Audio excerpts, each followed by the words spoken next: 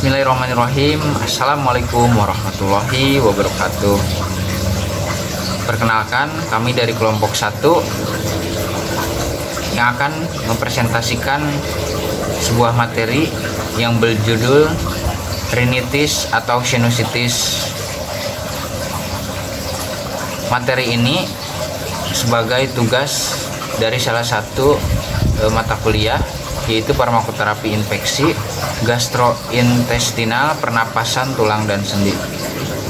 Pertama-tama yang saya hormati Ibu Apoteker Maya Arvania MSc selaku dosen pengampu dari mata kuliah ini. Terlebih dahulu saya akan memperkenalkan anggota dari kelompok 1 ini. Yang pertama, saya sendiri, Ramdai Nur Ilham, selaku moderator. Dan yang kedua ada Aditya Rizky Putra Abimanyu. Yang ketiga ada Dinda Repalina. Dan yang keempat ada Wiyanda Zahra. Oke, baik, langsung saja kita melakukan pembahasan. Rinitis sinusitis yaitu merupakan suatu penyakit inflamasi pada mukosa hidung yang disebabkan oleh reaksi alergi pada pasien yang sebelumnya sudah tersensitisasi dengan alergen yang sama serta dilepaskannya mediator kimia pada saat terpapar kembali dengan alergen tersebut.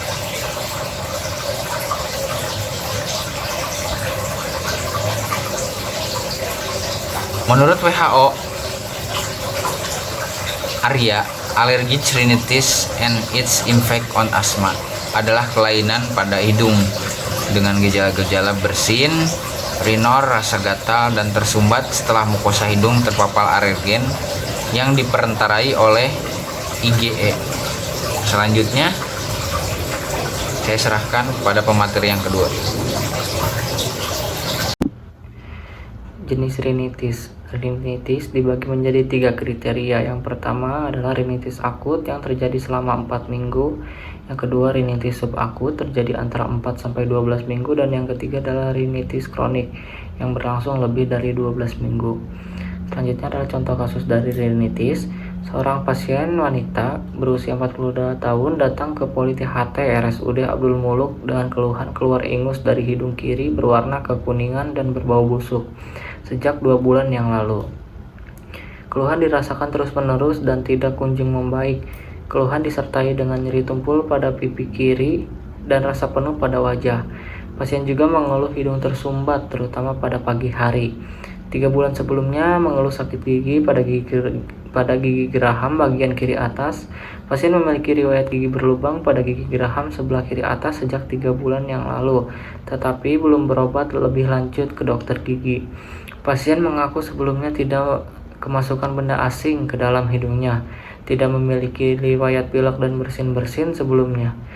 Pasien pernah mengkonsumsi obat warung untuk meredakan sakit giginya, tapi belum melakukan pengobatan untuk mengatasi keluhan saat ini. Pasien mengaku tidak mengkonsumsi obat dalam jangka waktu panjang. Pasien juga mengaku di keluarga tidak ada yang mengalami keluhan yang serupa seperti pasien. Kemudian analisis pasiennya 3 bulan yang lalu, ia mengeluh sakit gigi dan gigi berlubang pada gigi geraham bagian atas. Kemudian keluar ingus dari hidung kiri warna kuning dan berbau busuk. Ketiga, nyeri tumpul pada pipi kiri dan rasa penuh pada wajah. Terapi farmakologi adalah yang digunakan pada penyakit ini.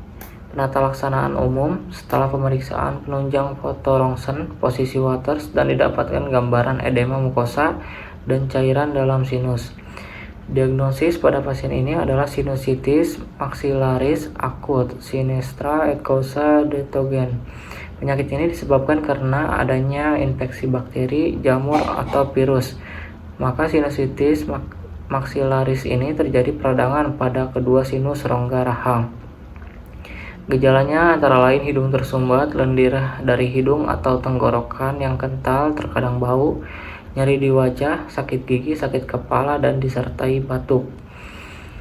Penata laksanaan khusus berupa farmakoterapi diberikan oxymetazoline HCl spray 15 ml 2x1 puff, amoxicillin tablet 3x500 mg sesudah makan, dan asamifenamat tablet 3x500 mg sesudah makan. Yaitu bisa menggunakan obat oxymetazoline HCl spray 15 ml merupakan obat dekongestan yang bekerja dengan cara meredakan pembengkakan pembuluh darah di dalam hidung. Dengan begitu, saluran nafas menjadi lebih terbuka dan napas menjadi lega. Sedangkan sebagai obat tetes mata, obat ini bekerja langsung menyempitkan pembuluh darah di daerah mata. Interaksi obat ini dengan obat lain yang pertama meningkatkan risiko terjadinya krisis hipertensi yang fatal jika digunakan dengan obat golongan amonia amina oksidasi inhibitor.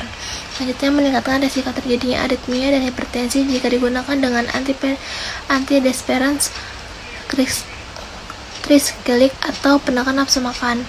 Selanjutnya menurunkan aktivitas obat, menghambat beta atau obat antihipertensi lainnya seperti metildolpa dalam menurunkan tekanan darah. Selanjutnya meningkatkan resiko terjadinya keracunan ergot yang ditandai dengan gejala mual, muntah, nyeri dan lemah otot, mati rasa, gatal, aritmia jika digunakan dengan obat alkaloid ergot seperti ergotamin atau metilsagit. Efek samping dari obat ini yang pertama itu rasa terbakar atau perih pada hidung, yang kedua hidung kering, dan yang ketiga bersin ataupun pilek. Selanjutnya, obat asamifenamat merupakan obat yang termasuk dalam golongan antiinflamasi non-steroid sebagai anti nyeri pada tingkat ringan hingga sedang, sehingga mengakibatkan penurunan laju sintesis prostaglandin dan menunjukkan sifat analgesik, antiinflamasi, serta antipiretik. Obat dengan kandungan asamifenamat diindikasikan untuk nyeri ringan sampai sedang, seperti sakit kepala, sakit gigi, diasmor primer termasuk nyeri karena trauma, nyeri otot, dan nyeri pasca operasi. Interaksi obat asamifenamat dengan obat lain, yang pertama meningkatkan resiko terjadinya pendarahan jika digunakan bersama aspirin, warfarin, heparin, metilprednisolon, dan lain-lain.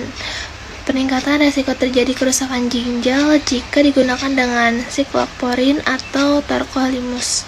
Selanjutnya meningkatkan resiko terjadinya efek samping dari obat digoxin dan lithium. Yang keempat, penurunan efektivitas inhibitor atau ARB sebagai obat antihipertensi. Yang kelima, menurunkan efektivitas obat diuretik seperti furosemid. Efek samping dari asamifenamat yang pertama perut kembung, mual dan muntah, diare, sakit mah, dan pusing. Ada obat amoxicillin. Amoxicillin adalah antibiotik golongan aminopenicillin semisintetik yang menghambat langkah transpeptidasi akhir sintesis peptidoglikan di dinding sel bakteri dengan mengikat satu atau lebih protein pengikat penisilin, sehingga menghambat biosintesis dinding sel dan akhirnya menyebabkan lisis bakteri. Obat ini digunakan untuk infeksi yang disebabkan oleh strain-strain bakteri yang peka seperti Staphylococcus bukan penghasil penicillinase, Streptococcus E. coli, Influenzae, Streptococcus pneumonia, Streptococcus faecalis, P. mirabilia, dan N. gonorrhoeae, atau bukan penghasil penicillinase pada penyakit infeksi kulit dan jaringan lunak, infeksi saluran pernapasan, infeksi saluran genitourinary, dan gonore. Adapun interaksi amoxicillin dengan obat lain, yang pertama penurunan efektivitas pil KB, yang kedua penurunan efektivitas vaksin hidup seperti vaksin tifoid dan vaksin BCG. Yang ketiga, peningkatan kadar metokresat di dalam darah sehingga meningkatkan risiko terjadinya efek samping. Selanjutnya, peningkatan risiko terjadinya reaksi alergi jika digunakan dengan allopurinol. Selanjutnya, penurunan efektivitas amoxicillin jika digunakan dengan chloramphenicol, antibiotik golongan makrolid, sulfonamida, atau tetracycline. Yang terakhir, ada peningkatan risiko terjadinya perdarahan jika digunakan dengan obat pengencer darah seperti warfarin. Selain itu, ada efek samping amoxicillin, perubahan rasa pada lidah, pusing, diare, mual atau muntah. Terapi non-farmakologi. Yang pertama, kompres hangat pada sekitar hidung atau sinus. Yang kedua, minum air hangat. Yang ketiga, hindari pemicu alergi seperti asap rokok, mengonsumsi minuman beralkohol, dan lain-lain. Yang keempat, menjaga udara di sekitar agar tetap lembab. Untuk itu, kita bisa menggunakan pelembab ruangan. Yang kelima, menghirup uap hangat. Caranya, kita bisa menempatkan air hangat dalam mangkok besar, kemudian hirup uap yang dikeluarkan dari air tersebut secara perlahan. Dan yang terakhir, menggunakan semprotan dekongestan yang dijual di apotek. Namun, penggunaan semprotan dekongestan ini perlu dibatasi dalam jangka waktu pendek saja, yaitu di bawah 1 minggu. Evaluasi hasil terapi. Yang pertama, pantau pasien secara teratur untuk mengurangi keparahan gejala dan target yang teridentifikasi adanya efek samping. Yang kedua, tanyakan kepada pasien tentang kepuasan mereka terhadap penata laksanaan rinitis alerginya. Penata laksanaan harus menghasilkan gangguan minimal terhadap gaya hidup normal mereka.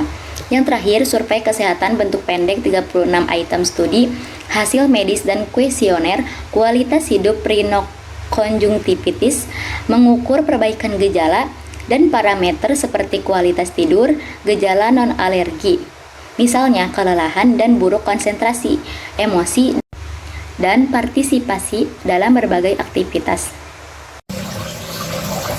Oke, baik, terima kasih kepada teman-teman yang telah menyimak materi dari kelompok kami. Semoga materi yang telah kelompok kami sampaikan bisa berguna dan bermanfaat, dan apabila ada kata-kata yang salah atau yang kurang berkenan, mohon dimaafkan dengan sebesar-besarnya. Saya tutup dengan wabillahi taufiq wal hidayah. Wassalamualaikum warahmatullahi wabarakatuh.